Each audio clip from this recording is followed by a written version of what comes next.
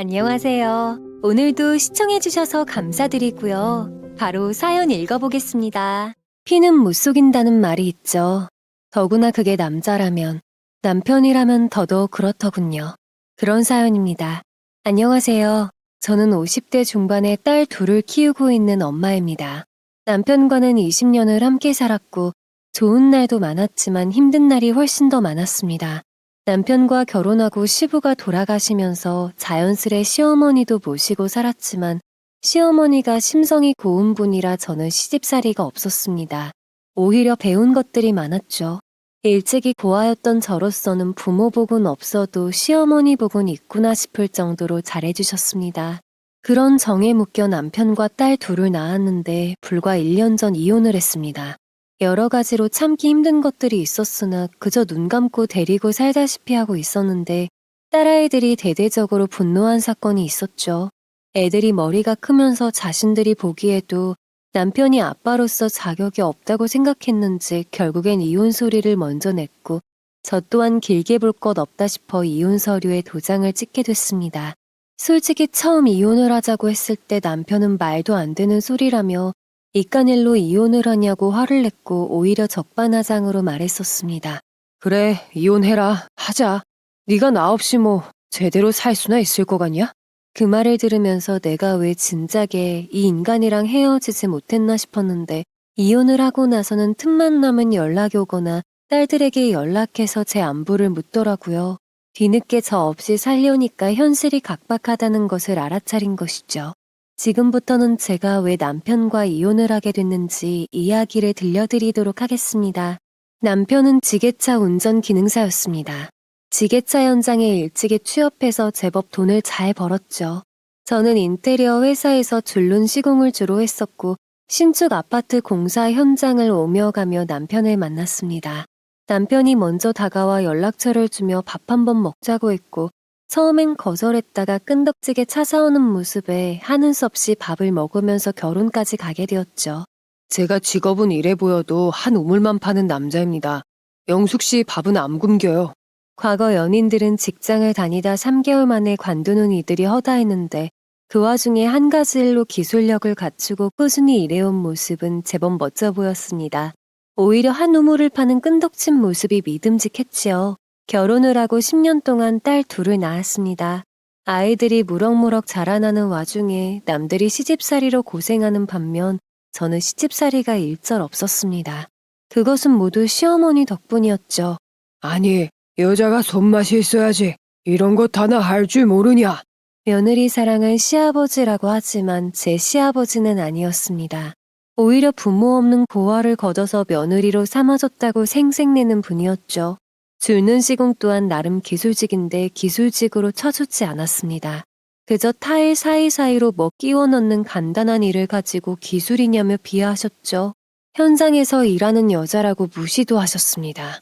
손도 여자 손처럼 곱지가 않고 남자들이랑 일해서 그런지 말투도 투박하고 말이야. 술 좀 따르라고 했더니 그것도 안 해. 애교 부리는 며느리가 들어올 줄 알았는데 싹싹하게 다가와서 술 한잔 따르는 법이 없다고 하셨습니다. 그때마다 저는 주눅이 들었지만 시어머니는 오히려 대꾸하셨어요. 며느리가 왜 시아버지 술을 따라요? 아들한테 따라달라고 해요. 꼭 여자 옆에 앉기면 술을 못 먹으려고 하지. 아니, 왜 이야기가 그리로 튀어? 지금 나랑 해보자는 거야. 시어머니는 시부의 본처가 아니었습니다. 본처는 따로 있으나 과거에 딸 셋을 낳다 세상을 떠났고 그 후로 어머니가 새로 들어와 남편을 낳은 것이었죠. 그래서 남편의 위로는 누나들이 셋이나 있었지만 사이가 좋지 않아 왕래는 없었습니다. 그렇다 보니 시어머니에게 뭐든 다 해줄 것처럼 데려와서는 노력하는 시어머니를 대우는커녕 종부리듯이 부리고 술상을 차리게만 하니 어머님으로선 분노가 자리하셨던 겁니다. 실제로 시부는 어머니를 집안에 들이고도 여러 여자들을 사귀었고 바람을 하도 피워서 어머니가 속이 썩어 문드러지다 못해 나중에는 누굴 만나든 포기하셨다고 했습니다. 그나마 참고 산 것은 남편이 적어도 시부의 유일한 장손이니 이런저런 집안의 재산과 여럿 것들을 물려받을 거라 생각하신 것이었죠. 시부 또한 아들을 낳아준 시어머니를 완전히 무시하시진 못했습니다. 며느리인 저에게 짜증을 내도 남편을 무시한 적은 단 한 번도 없었으니까요. 남의 집 귀한 딸이 우리 아들한테 시집 왔으면 잘 대접을 해줘야지. 당신 딸들도 시댁 가서 이런 대접 받으면 기분 좋겠어요. 이런 대접이라니. 내가 어떤 대접을 했다고. 술 따르라는 게 뭐 어때서? 내가 무슨 종노릇을 했나? 요즘 세상에 그렇게 말하면 사람 취급 안 한다고요. 시부는 상을 엎어버리며 소리쳤습니다. 집안의 여자가 남편을 무시하는데 며느리 앞에서 자기 체면이 깎였다고 말이지요. 그러나 시어머니는 한마디도 지지 않고 바로 시부를 말로 건드렸고 결국 시부는 뛰쳐나가 담배를 피고 한동안 들어오지 않았습니다. 그런 일이 여러 번 지속되다 보니 지친 남편은 어머님께서 한탄하듯 말했습니다. 왜 또 화를 돋게 만드세요? 네? 그냥 넘어가시고 이 사람이 술 따라드리면 끝날 일이잖아요. 내가 네 아버지 술 따라주다 첩소리를 들었다. 며느리한테까지 그 짓을 하는데 가만히 있으라는 거냐? 남편은 시아버지 술 따라드리는 거야 할 수 있지 않냐고 하길래 저는 대답하지 않았습니다. 시어머니는 거부라면서 남편 소리야 따라줘도 시아버지 술잔을 며느리만 따르는 게 말이 되냐고 하셨죠. 앞으론 그냥 네가 따라드리라고 했더니 남편은 별말 없이 알겠다고 하더라고요. 그날의 싸움 이후로도 시부는 저를 무시하는 일이 많았습니다. 술을 따르지 않는 건 약과였어요. 제 직업을 두고 형편없는 직업이라며 자기 친구 며느리가 꽃꽂이를 하는데 저도 좀 그런 일을 해보라고 하는 겁니다. 남의 집 좋은 일 뭐하러 계속 하냐? 부부가 같이 현장에서 일한다고 하면 다들 야빠. 너라도 남편 체면을 살려줘야지. 시부는 자기가 꽃가게라도 하나 차려줄 테니 운영을 해보는 건 어떻겠냐고 했습니다. 친구가 부동산을 하는데 남는 상가 하나가 생겼다고 터가 아주 좋다고 했지요. 시부의 설득에 저는 마음만 받겠다고 하려 했습니다. 그러나 남편이 정말 괜찮은 조건이 아니냐며 꽃장사를 해보라는 겁니다. 좋은 기회인 것 같은데? 꽃 예쁘잖아, 자기야. 어처구니가 없어 지금 하는 일이 돈 벌려고 하는 일만은 아니라고 했습니다. 이 일이 좋아서 시작했고 재미있어서 시작한 것이라고 했지요. 꽃이 예쁘고 보면 좋지만 그걸 직업으로 삼을 생각은 없다고 했습니다. 그제야 시부는 복을 찬다며 혀를 찾고 저러니 그 자리에 머물러 있는 거라 하더라고요. 그 순간 너무 화가 나서 제발 제 직업을 그만 무시해달라고 했습니다. 아버님 양에 안 차실지는 몰라도 전 제 일이 좋습니다. 제 시공 스타일에 반해서 저를 찾아주시고 소개해주시는 분들도 많고요. 결혼하고 나서부터 계속해서 제 직업을 무시하시는데 제발 그만해달라고 하셨습니다. 그런데 남편은 아버지가 좋은 기회를 주는 것인데 왜 자꾸만 말을 안 이꼽게 받아들이냐 했고 옆에서 듣고 있던 시어머니는 참다 못해 말씀하셨어요. 직업이 그렇게 쉽게 바꿀 수 있는 거냐? 지가 좋다잖냐? 좋다는 일을 왜 못하게 해? 기술 가지고 있고 돈도 잘 버는 애를 왜 자꾸 다른 일을 못 시켜서 안달이냔 말이야. 시부는 다시 자리를 박차고 나섰고 남편은 아무 말도 하지 못했습니다. 어머님은 그날 남편을 붙잡고 아내 직업 무시하지 말라 했습니다. 남편은 아무 말도 못하더라고요. 그동안 내 일이 창피했냐고 물으니 남편은 그런 게 아니라고 변명을 했고요. 그날 이후로도 저는 시어머니 덕분에 많은 것들을 극복해낼 수 있었습니다. 시집살이라고는 없이 오히려 요리를 배우고 살림을 배우고 하면서 10년을 잘 지냈죠. 게다가 저희 부부는 맞벌이인지라 하도 살림을 하지 않는 남편을 제가 구워 삶아 시부와는 다른 사람으로 만들려고 노력을 어지간히 했습니다. 당신도 일하고 나도 일하잖아. 왜 살림을 내가 혼자 해? 안 그래? 할 수야 있지. 근데 자기가 하는 게 훨씬 더 효율적이니까 그렇지. 난 손이 투박해서 잘 못한다고. 여자가 이런 건 더 꼼꼼하잖아. 남편은 아닌 듯 하면서도 시부가 했던 말을 그대로 하거나 살림은 여자가 해야 한다는 것이 머리에 박혀 있는 사람이었습니다.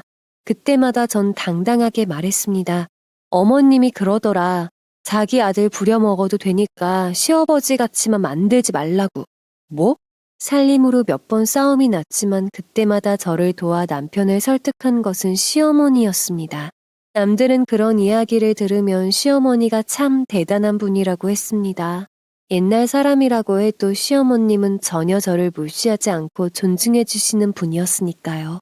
덕분에 저희 시어머니는 제 친구들 사이에서도 시어머니들의 비교 대상이었고 각자 집에서 세상에 그런 시어머니가 어디 있냐고 하면서 저희 시어머니를 대곤했습니다. 어쩌면 그런 시어머니가 있어서 제 결혼 생활이 유지가 됐는지도 모르겠습니다. 아마 시어머님 없이 남편과 단둘이 살다 애들을 낳았다면 저 혼자는 벅찼고 진작에 감정에 골이 생겨 이혼을 생각했을지도 모릅니다. 그렇게 10년이 지나면서 아이들이 어느 정도 크고 나니 시부의 몸 상태가 급격히 안 좋아졌습니다. 병원에서 검사를 받아본 결과 시부는 후두암이었습니다. 하도 담배를 피고 술을 마셔서 그리 된 것이었죠.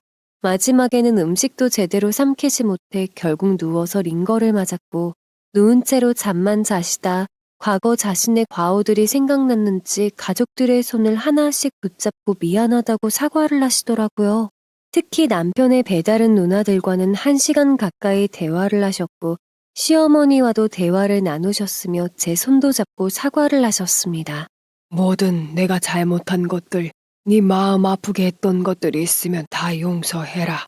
본인 마음이 편하기 위해 하는 사과겠지만 죽을 날이 돼서 힘없는 시부를 보니 별다른 생각은 안 들었습니다.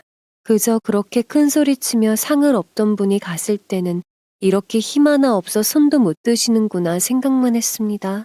시부가 돌아가시고 난 뒤 장례식이 치러졌고 장례 비용은 남편의 누나들인 형님들과 남편이 같이 계산을 했습니다. 그때가 결혼하고 10년 만에 처음으로 형님들과 남편이 대화하는 모습을 본 것이었습니다. 어머니가 다르다 보니 그들의 사이는 좋지 않았고 형님들은 남편도 시부도 싫어하는 상황이었죠. 그래서인지 남편이 옆에 있음에도 아무렇지 않게 말을 했습니다. 아버지 때문에 우리 어머니가 고생하시다가 돌아가신 거 생각만 하면 지금도 억장이 무너져. 내 말이 그래도 돌아가시기 직전에 양심의 가책을 느꼈는지 손잡고 연신 사과는 하더라. 찔리는 거지. 갈 때 되니까 자기 지은 죄가 어떻게 돌아올지 두려운 거야. 시어머니는 장례식 구석에 앉아 그저 손님을 맞이했고 남편은 그런 형님들 옆에서 눈치를 보고 있었습니다. 저는 음식을 쟁반에 나르며 손님들에게 차려드렸고 오는 분들마다 자리를 안내해드리느라 바빴죠. 그러다 장례식이 끝나고 형님들은 떠났습니다. 시부가 돌아가시고 큰 집에 시어머니 혼자 남게 되시니 남편은 어머니를 모시고 사는 건 어떻겠냐고 물었습니다. 그 말을 듣자마자 시어머니는 됐다고 거절하셨습니다. 자기 혼자 살 수 있으니 그런 걱정은 하지들 말라고 했죠. 하지만 아이들이 워낙 어머님을 잘 따랐고 저 또한 어머님이 있어서 도움을 많이 받았기 때문에 합가를 하는 것에 거부감이 없었습니다. 오히려 남편이랑 살면서 싸우고 할 때마다 시어머니가 편을 들어주셔서 좋을 거란 생각이 들었죠. 어머니, 괜찮으니까 저희랑 같이 사세요. 아유, 아니다. 무슨 소리냐. 애 둘 키우느라 고생인데 나까지 얹고 싶지 않다. 무슨 소리세요? 언짢요. 저 어머니 막 부려먹을 건데요? 웃으며 말하자 시어머니는 덩달아 웃으며 제 손을 잡고 고맙다고 하셨지요. 그날 이후 10년간을 저는 어머니를 모시고 살았습니다. 제 예상대로 어머니는 저에게 많은 도움을 주셨고 오히려 남편보다 더 저를 도와주셨습니다. 제가 못하는 말까지 하면서 남편의 버릇을 고쳐주시기도 하고 남편이 제게 물 달라 뭐 달라 하면 손이 없냐 발이 없냐 혼까지 내주셨지요. 오죽하면 남편은 심술을 부리듯 말했습니다. 엄마가 내 엄마인지 영숙이 엄마인지 모르겠어. 당신은 시어머니 잘 만난 줄 알아. 10년이 지나는 동안 어머니는 정정하셨어요. 저는 여전히 제 일을 하며 돈을 벌었지만 남편은 나이가 들수록 일이 힘이 붙인 듯 하더라고요. 그래도 아이들 대학도 보내고 하려면 열심히 벌어야 했습니다. 그런데 어느 날 갑자기 남편이 그러는 겁니다. 큰 누나가 연락이 왔는데 나이 들다 보니까 옛 감정은 잊고 자주 왕래하며 살아보자고 하네. 남편은 내심 기분이 좋아 보였습니다. 어려서부터 누나들이 하도 따돌리고 노는데도 끼워주지 않아서 외로웠다고 하더라고요. 항상 셋이서 노는데 끼어들고 싶어 그 주변만 서성였다는 말을 몇 번 들어서 형님들과 사이 좋게 지내고 싶어 하는 것은 알고 있었습니다. 그런데 그 왕래라는 것이 대체 어느 정도인지 감이 오질 않더라고요. 자주 왕래하자는 게 얼마나 만나자는 거야? 모임을 만들자고 하더라고. 매달 회비도 걷어서 어디 좋은 곳도 같이 가고. 남편은 신이 나 보였고 형님들도 드디어 마음을 연 것 같아 다행이라 생각했습니다. 모임 회비는 매달 10만 원이었고 각 부부당 10만 원으로 해서 4명의 부부가 모이니 40만 원 쌓이는 셈이었죠. 한 번에 40만 원이니 괜찮은 식당을 가거나 외곽으로 나들이를 나가는 것도 좋았습니다. 부족한 돈은 서로 돌아가면서 내곤 했지요. 남편은 즐거워 보였습니다. 어렸을 때 누나들 사이에 끼워주지 못한 것을 형님들이 미안하다며 달래주었고 괜찮다며 웃어 넘겼었죠. 그러나 나이 먹은 남편이 제게는 다 큰 어른이지만 형님들에게는 그저 막내 동생이자 시켜먹기 좋은 존재인 듯 했습니다. 아주버님들까지도 남편을 동생 취급하고 자꾸만 반말을 찍찍하면서 다가오더라고요. 물론 그 다가오는 것들이 좋은 의도라면 뭐라 하지 않습니다. 이번에 내가 주식을 시작했는데 이게 글쎄 잘 오르더라고. 우리 와이프가 이런 걸 잘 봐. 내가 아는데 촉이 좋아. 남편에게 주식 이야기를 하며 어디에 돈을 넣으면 배로 벌 거라고 했습니다. 남편은 그 말을 제게 그대로 옮겼고 저는 넣지 말라고 했어요.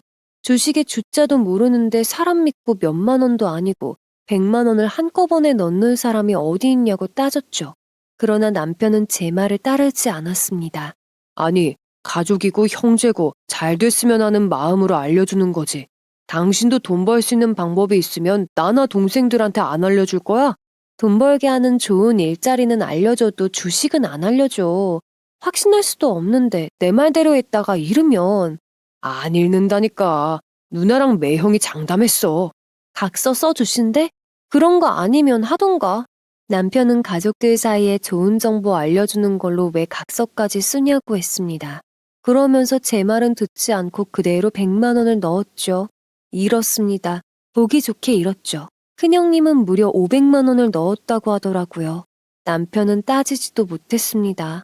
500만 원 잃어서 와이프 알아 누웠다고 말하는 아주버님의 더는 말을 못 꺼낸 것이죠. 제가 거부라며 세상에 장담할 수 있는 게 어디 있냐고 했습니다. 남편은 안 그래도 심란하니 말도 보태지 말라고 짜증만 내더군요. 자기도 딱히 할 말이 없으니 그렇게 짜증만 내는 것이겠죠. 그러나 그 후로도 큰형님은 남편에게 전화를 해서 이번엔 진짜 돈 얻을 거라며 자신이 미안해서라도 돈 다시 회복하게 해주겠다고 또 넣을 것을 말했습니다. 한두 번 권하는 거야 뭐라 하지 않습니다. 주식에 미쳐서 아주 남편에게 하루에 5번이고 전화를 하더라고요. 남편도 모자라서 저에게까지 전화해서 설득을 하는데 제가 단칼에 선을 그었습니다. 그렇게 괜찮은 주식이면 일단 형님부터 먼저 하세요. 저희는 그 다음에 넣어도 괜찮으니까요. 지금 아니면 돈 벌기 쉽지 않다니까? 지금이 딱이야. 지난번에도 지금 아니면 안 된다고 하셔서 넣은 건데 그리 된 거잖아요. 제가 어디서 찾아보니까 주식시장은 확답을 할 수 있는 곳이 아니던데요. 큰형님은 참으로 안타깝다며 이렇게 좋은 기회를 알려주는데도 받아먹지를 못한다고 혀를 찼습니다. 그러나 형님은 또 이렇습니다. 그 다음부터는 전화로 주식 이야기는 일절하지 않더라고요. 본인도 민망하겠지요. 그렇게 말을 했었는데 잃었으니. 그러나 주식 이야기가 쏙 들어가자 다른 이야기로 남편에게 전화를 하기 시작했습니다. 주방 전구가 나갔다, 뭐가 부러졌다, 못질 좀 할 줄 아냐, 그렇게 전화를 하더라고요. 처음엔 남편이 갔다 오겠다고 하면 그러려니 했고, 갔다가 밥도 얻어먹고 차도 얻어먹고 술까지 마시고 오니 뒤늦게 사이가 좀 풀어지나 보다 했습니다. 남편은 다녀와서는 매형들 손재주가 없어서 누나들이 자기 없으면 안 된다고 으스대더라고요. 그래도 누나들이 내가 현장에서 일하는 사람이라 더 믿음직하다고 부르는 거야. 매형들은 하라고 해서 해봤자 제대로 못한다고 하더라고. 문제는 술을 마시고 대리 부르기 아깝다면서 그냥 차를 끌고 오겠다고 해서 제가 엄청 화를 낸 적이 있었습니다. 결국 택시를 타고 와서 다음날 다시 차를 가지러 가곤 했지요. 그 후로는 아예 차 말고 택시 타고 갔다 오라고 해서 가긴 했지만 하도 불려가니 영 마음에 들지만은 않았습니다. 그런데 술이나 자잘한 것들로 부르다가 나중에는 갑자기 돈을 쓰게 하는 겁니다. 집에는 필요도 없을 커피 머신을 사질 않나. 과일이랑 야채가는 100만 원이 넘는 블렌더를 주문하질 않나. 카드 내역서를 보고 깜짝 놀라서 이게 다 뭐냐고 했더니 누나들 집에 보내는 거라고 하더라고요. 나랑 상의도 한마디 없이 이걸 다 샀냐고 했더니 남편은 오히려 당당하게 말했습니다. 큰 누나는 카페 가서 커피 사 먹기 돈 아까운데 마시고는 싶다고 해서 사줬어. 50만 원도 안 하는 거야. 블렌더는? 알아보니까 믹서기 같은 거더만. 그거 뭐 100만 원 넘는 거를 샀어? 이것도 큰형님네 드리려고 산 거야? 그건 작은 누나가 워낙에 소화가 잘 안 된다고 하고 입맛이 없다고 해서 사드렸어. 곱게 잘 갈아지니까 블렌더인 거야. 블렌더와 믹서기는 차원이 다르다면서 누나들이 나이가 있어서 이런 걸 좀 가지고 있어야 한다고 하길래 전 너무 화가 나서 말했습니다. 돈 몇 푼이면 뭐라 하지도 않는다고요. 대체 100만 원이 넘는 이 물건들을 어떻게 상의 한마디 없이 사서 주냐고 했더니 그동안 못 해준 걸 하려고 한 거고 사자고 하면 제가 이렇게 나올 줄 알고 그냥 결제를 했다는 겁니다. 이미 누나들이 받아버리면 제가 화는 내도 누나들에게 따지지는 못할 것 같았다고요.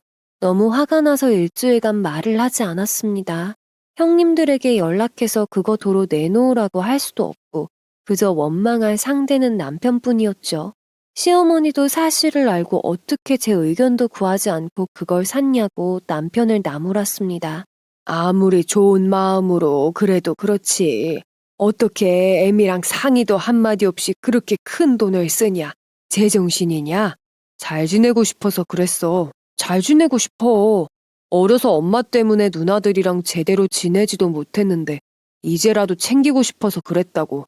그게 그렇게 잘못이야? 남편은 오히려 목청을 높여 소리쳤고 시어머니는 한숨을 쉬셨습니다.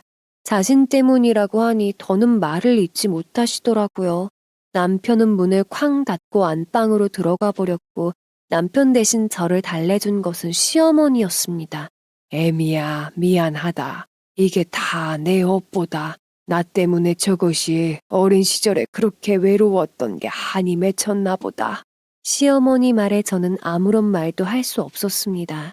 애들 학원비에 당장 나가야 할 돈이 만만치 않은데 당장 힘든 것은 아니지만 예상치 못한 지출이 너무 커서 아껴야 하는 판이었죠. 그날부터 집에 채워놓던 간식을 채우지 않았더니 애들이 왜 장도 안 보고 간식도 안 사냐고 하더라고요.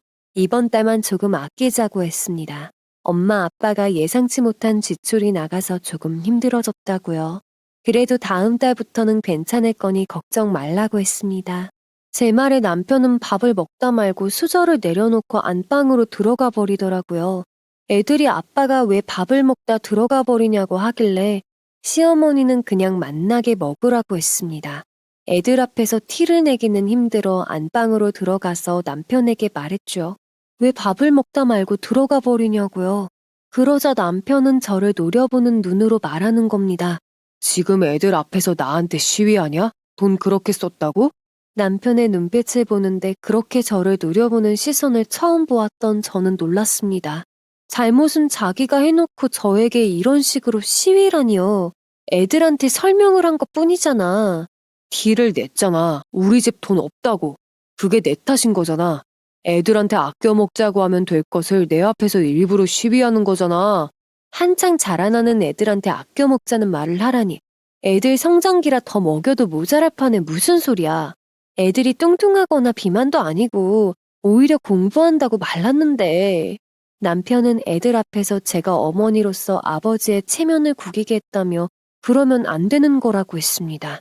그 말을 듣는 순간 그 옛날 시어머니에게 쓴소리 듣고 쌍심지를 키우던 시부가 떠오르더라고요. 시부랑 똑같은 얼굴로 그렇게 저를 보며 일을 가는데 핏줄은 못 속이는구나 싶었습니다. 애써 화를 가라앉게 하려고 그런 뜻이 아니었고 매번 그럴 것도 아니고 이번 한 달만 그러자고 하는 건데 애들한테 부모가 그런 말도 못하냐고 했죠. 그러나 남편은 끝까지 자기를 무능한 아버지로 만들었다며 화를 냈고 더 이상은 들어주기 힘들어 무능한 아버지가 아니라 대책 없는 아버지라고 했습니다. 매달 애들한테 나가는 돈을 알면서도 그렇게 큰 돈을 턱턱 써버려 놓고 그런 소리가 나오냐면서요. 그 순간 남편이 침대에서 벌떡 일어나면서 손을 들어 저를 치려고 하길래 제가 눈을 부릅뜨고 소리쳤습니다. 제정신이야? 그제야 문이 벌컥 열리고 시어머니가 들어오시더니 손을 들고 있는 남편을 보고 놀라서 기함을 하시더라고요. 애들이 볼까 문을 닫고 남편에게 달려가 막아서는데 남편도 순간 무안했는지 아니면 부끄러웠는지 바로 손을 내리고 시선을 돌렸습니다. 저는 남편이 저를 때리려 했다는 사실에 너무 충격을 받아 제대로 사과하기 전까지는 나한테 다가오지도 말라고 했습니다. 그대로 안방을 나왔고 시어머니가 남편에게 왜 그랬냐며 말리는 소리가 들리더라고요. 안방을 나오니 식탁에 앉은 아이들은 긴장해서 눈만 깜빡이는데 별일 아니니 얼른 밥 먹으라고 했습니다. 아이들은 제가 남편과 싸운 걸 알고 왜 싸우는 거냐고 무슨 일이냐고 묻더라고요. 아빠랑 엄마 개인적인 일이며 아빠한테 엄마가 조금 화가 날 일이 있어서 그런 거지 큰 문제는 아니라고 했습니다. 걱정 말고 밥 먹으라고 했지요. 간식은 조만간 사서 채워 넣을 테니 너무 염려 말라고 했고요. 그러나 시어머니를 통해서 남편이 제게 손찌검을 하려는 걸 들었던 모양입니다. 아니면 남편과 시어머니가 하는 대화를 통해 대충 예상을 한 모양이더라고요. 어느 날 퇴근해서 빨래를 개고 있는데 시어머니가 옆에 앉아 같이 빨래를 개며 말씀하셨어요. 애들이 알아버렸나 보더라. 내가 애비한테 사과하라고 설득하는 걸 들은 것 같다. 애들도 눈치가 있어서 다 알죠. 어쩌겠어요. 내가 잘못 키운 거다. 미안하다, 애미야. 어머님이 왜 또 죄송하세요. 남편이 잘못한 건데요. 그때부터 아이들은 남편과 멀어졌고 간식 때문에 보채지도 않았습니다. 집안 분위기가 어두워졌고 남편은 저를 못 본 척 무시하더라고요. 그때 진지하게 이혼이 떠올랐지만 차마 이혼을 결심하지는 못했습니다. 이번 일로 기분이야 나빴고 남편이 올린 손에 놀란 것도 사실이지만 저도 엄마라서 딸이 둘이나 있는데 적어도 시집갈 때 혼주석에 남편을 앉히기는 해야겠더라고요. 이래서 싸울 날이 많아도 아이들 다 키워놓고 갈라서는구나 싶었습니다. 그래서 마음은 비웠고 남편을 남편으로서 바라보진 않게 됐지만 더 이상의 노력도 하지 않았죠. 그런데 아이들이 곁에 오지 않고 분위기가 차가워지고 나서야 자신의 잘못을 깨달았는지 남편은 결국 어느 날 밤 안방에서 자고 있던 저를 깨워 말하더군요. 미안하다고요. 자존심에 사과하지 않고 그냥 있었는데 어머니는 물론이고 애들까지 돌아서니까 자기가 얼마나 큰 잘못을 했는지 알아차렸다고 했습니다. 나는 그냥 좋은 마음에 누나들 생각해서 그런 건데 당신이 칭찬을 해줄 줄 알았어. 이렇게 화를 낼 줄은 몰랐어. 누가 누님들 챙기는 거 하지 말래? 적당히 해야지 적당히. 100만 원짜리 블렌더를 살 필요 없이 좋은 블렌더 사다 드려도 되고 커피 머신도 싼 것들 많은데 형님들이 돈이 없는 것도 아닌데 그걸 왜 당신이 사드리냐고 말했습니다. 자식들도 여럿 있던데 정 원하면 자식들이 사줘야 하는 것 아니냐고요. 가정경제에 무리가 가면서까지 그렇게 할 필요는 없지 않냐는 말에 남편은 알겠다고 했었지요. 그 뒤로 저는 남편과 화해했고 남편은 다시는 저에게 손을 올리지 않기로 약속했습니다. 제가 남편과 화해를 하고 나서야 시어머니도 안도하셨고 그 뒤로 1년간은 참 잘 지냈습니다. 남편이 형님들네 갈 때도 크게 돈만 쓰는 거 아니면 저도 더 이상 뭐라 터치를 하지 않았고요. 그러다 몸이 예전 같지 않았는지 남편의 일감이 줄어들기 시작했습니다. 요즘 벌이가 예전 같지가 않아. 정확히는 다른 기술 좋은 후배들이 일을 따가기 시작한 것이었죠. 남편의 수익은 반토막이 났고 생활비는 제 수익으로 겨우 해결하게 됐습니다. 돈을 예전만큼 벌지 못하니 남편은 주눅이 들었고요. 집에 있을 때도 조금만 대화를 하다 돈 이야기가 나오면 눈치가 보이는지 저보고 말하는 겁니다. 그래서 지금 더 벌어오라는 거야? 아니 그런 뜻이 아니라 그런 소리잖아. 왜 이것밖에 못 벌어오냐고 따지는 거잖아. 아니야? 돈 때문에 부부싸움이 잦아들었고 예민해진 남편에게 더 이상 돈 이야기로 말을 걸지 않았습니다. 가계부 정리를 하다가도 남편이 들어오거나 안방에서 나오면 그대로 덮어버렸죠.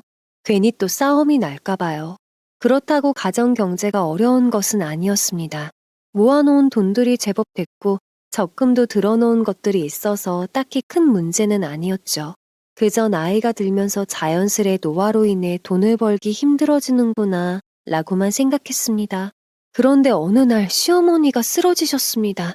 병원에 모시고 가니 떠날 날이 머지 않았다고 하시더라고요. 세월이 참 무정하더군요. 정말 슬프게도 급격히 몸이 안 좋아지신 어머니는 병원에 입원을 하셨고 저와 남편에게 부탁하셨습니다. 연명치료는 제발 하지 말아달라고요. 그저 편하게 잠자듯 가시고 싶으시다는 말에 저는 눈물을 흘렸습니다. 그리고 일주일 뒤에 바로 세상을 떠나셨죠. 떠나기 전에 저에게 그동안 고마웠다는 말씀을 하셨고 소원대로 조용히 주무시듯 떠나셨습니다. 그 후로 장례식이 진행됐고 남편이 상주로 서면서 저는 손님 맞이를 했습니다. 형님들과 아주버님들이 찾아오셨고 남편을 달래주었죠. 그런데 장례식을 마치고 조문객들이 다 떠난 밤에 시어머니께서 가지신 재산을 정리하는데 2개의 보험이 가입되어 있었습니다. 아는 분을 통해서 보험을 2개나 드셨더라고요. 그런데 놀랍게도 1개의 보험은 수령자가 저였습니다. 남편은 놀라서 그게 무슨 말도 안 되는 소리냐고 했는데 담당자는 사실이라고 했습니다. 가입할 때 습관적으로 와이프 이름을 적은 게 아니고요? 아니면 가입할 때 당신이 옆에 있었던 거 아니야? 아니야. 난 어머니가 이런 보험 들고 계신 줄도 몰랐어. 그런데 더욱 놀랍게도 담당자는 웃으며 말했습니다. 2억이었습니다. 저희 몰래 20년 이상 들었던 보험이었죠. 본래 수령자 지정이 어머님 본인이었는데 어머님이 직접 1년 전에 수령자 이름에 제 이름을 올리셨다고요. 굳이 전화를 하셔서 수령자를 그렇게 지정하겠다고 하셔서 다시 서류를 작성했다는 말에 남편은 할 말을 잃은 듯 했습니다. 2개의 보험 수령액이 모두 자신에게 올 줄 알았는데 그게 아니었던 거지요. 그래도 좋은 게 좋은 거라고 남편과 저는 부부니까 크게 상관은 없다고 생각했습니다. 그렇게 저는 본의 아니게 시어머니의 보험금을 받게 되었고 남편도 본래 받아야 할 몫을 받았습니다. 그런데 장례식을 마치고 들어온 돈을 정리하려고 보니까 이미 없는 겁니다. 이게 대체 어디 갔냐고 했더니 남편은 너무나 아무렇지 않게 말했습니다. 누나들이랑 모으는 회비통장 거기에 다 넣었어. 뭐? 그게 무슨 소리야? 어머니 장례식 비용을 왜 거기다 넣어? 저는 너무 놀라서 소리쳤고 남편은 어머니에게 받은 보험금 일부에서 장례식 비용을 해결하라는 겁니다. 우리 엄마가 준 돈이고 우리 엄마 장례식이니 그 정도 돈은 내야 하는 거 아니냐고요. 어처구니가 없어서 어머니 장례식 비용으로 들어온 돈을 왜 몽땅 회비에 넣었냐고 따졌습니다. 돈이 필요했고 거기에 넣고 싶었으면 장례식 비용 치르고 남은 돈을 나하고 상의해서 말했어야지. 조문 오신 분들이 왜 졌다가 돈을 내는 건데. 내 어머니니까 내가 내 남매들끼리 나눠 가지겠다는데 그것도 안 돼? 당신은 우리 엄마한테 돈까지 받았잖아. 남편은 자신의 어머니에게 제가 돈을 받았다는 사실이 영 못마땅한 눈치였습니다. 마치 자신이 받아야 할 돈을 제가 가져갔다고 생각하는 것 같았지요. 갑자기 큰 돈을 회비통장에 넣었는데 형님들은 뭐라고 안 하냐고 했습니다. 어디서 난 돈이냐고 묻지 않냐고요. 말했지. 어머니 장례식 비용이라고. 누나들은 너무 좋아하던데? 실제로 정말 형님들은 크게 감동했다며 너무 잘한 일이라면서 앞으로도 이 돈으로 좋은 곳들 가자고 하는 겁니다. 복장이 터져 돌아버리는 줄 알았습니다. 우선은 얼른 장례식 비용부터 해결하자고 했더니 남편은 자신은 낼 생각 없으니까 목돈이 들어온 제가 해결하라는 겁니다. 어이가 없었지만 죽어도 돈을 안 내겠다는 남편에 하늘 수 없이 제가 장례식 비용을 냈습니다. 비용을 내면서 든 생각은 정말 저 사람에게 나는 가족이 아니고 형님들이 가족이라는 거였습니다. 앞으로도 자질구레한 돈들이 상의도 없이 나갈 걸 생각하니 마음이 단숨에 정리가 되더라고요. 이혼은 하지 않아도 남편과 따로 살까 생각을 했습니다. 더 이상 같이 모셔야 할 어머님도 없었고 자식들이야 제가 키우면 되니까요. 그런 마음으로 장례식장을 나와서 집으로 가려는데 남편이 택시를 잡아타고 애들이랑 먼저 집으로 가라는 겁니다. 자기는 큰 누나네 가서 이야기 좀 하겠다고요. 포기한 마음으로 애들만 데리고 갔습니다. 집에 도착해서 시어머니 유품을 정리하는데 갑자기 방으로 들어온 큰애가 저를 도우며 그러더라고요. 아빠 나쁜 사람이라고요. 양심이 없다고 하길래 왜 그렇게 생각하냐고 물었더니 원래 이런 건 자식인 아빠가 해야 하는 게 아니냐고 하더라고요. 그러면서 속에 담아놨던 말을 하기 시작했는데 전 그대로 들을 수밖에 없었습니다. 그리고 할머니 장례식 돈을 회비에 넣는 게 말이 돼? 그게 제정신이야? 고등학생인 나도 그러면 안 된다는 건 알아. 큰딸의 말에 밖에서 듣고 있었는지 작은딸도 들어와 말했습니다. 아빠는 우리 가족으로 생각 안 해. 호적상으로만 가족이지. 고모들을 더 가족으로 생각해. 맞아.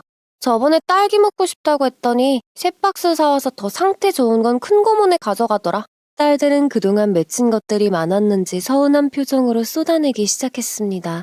고모들도 이해가 안 간다면서 어머니 보내고 난 직후에 장례를 더 도와주지 않는 건 배다른 부모니까 이해해도 놀자고 그렇게 부르는 게 말이 되냐고요. 분명 회비 냈으니 그 돈으로 먹고 놀자고 부르는 걸 거라고 했습니다. 부모 돌아가신 날 그게 말이 되냐고 하더라고요. 어려도 애들이 상황 판단이 빠른 것을 보고 저는 속으로 생각했어요. 그동안 말하지 않았어도 다 아는구나 하고요. 그러더니 큰딸이 그러는 겁니다. 엄마, 꼭 아빠랑 같이 살아야 해? 그냥 이혼하면 안 돼? 놀라서 그래도 아빠인데 너희들 식장 들어갈 때 손 잡아주실 분이라고 했습니다. 이혼까지 생각을 안 한 거지만 그래도 분가만으로 그치려는 마음은 있었죠. 그런데 놀랍게도 딸들은 결혼을 하지 않겠다고 했어요. 결혼해서 뭐해?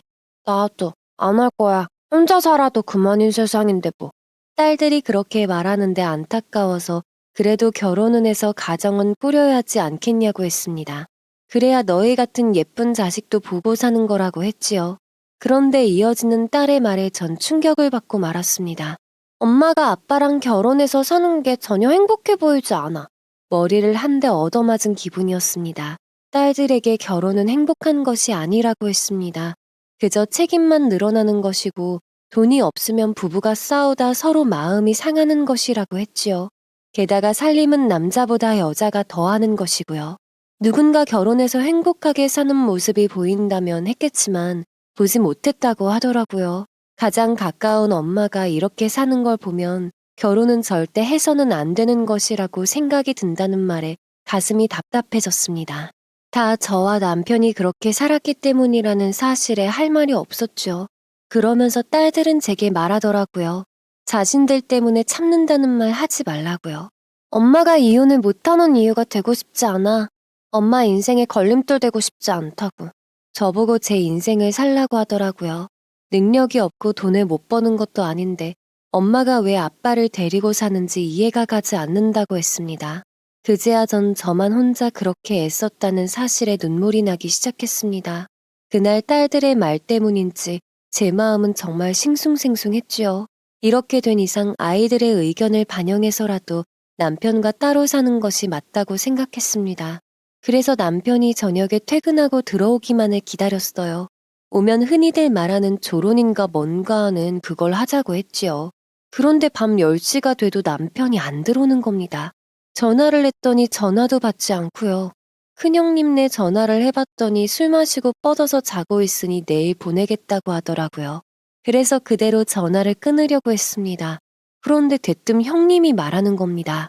나 올케 다시 봤어. 엄마가 올케한테도 보험금 남겼다며? 설마 장례식 비용을 회비에 넣을 줄은 몰랐지.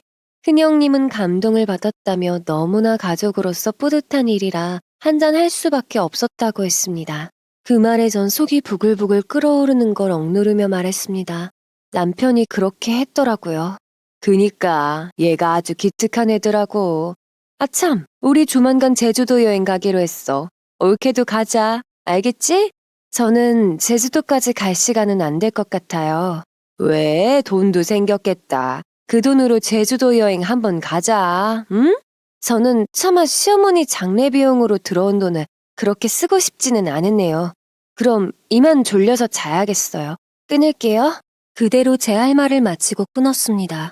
순간 큰형님 번호로 다시 연락이 왔지만 받지 않았어요. 다음 날이 주말이라 오후나 돼서야 남편에게 전화가 왔습니다. 다짜고짜 저에게 따지더라고요. 당신 큰 누나한테 어머니 장례식 비용으로 여행 간다고 욕했어? 욕은 안 했고 그렇게 쓰고 싶지는 않다고 했지.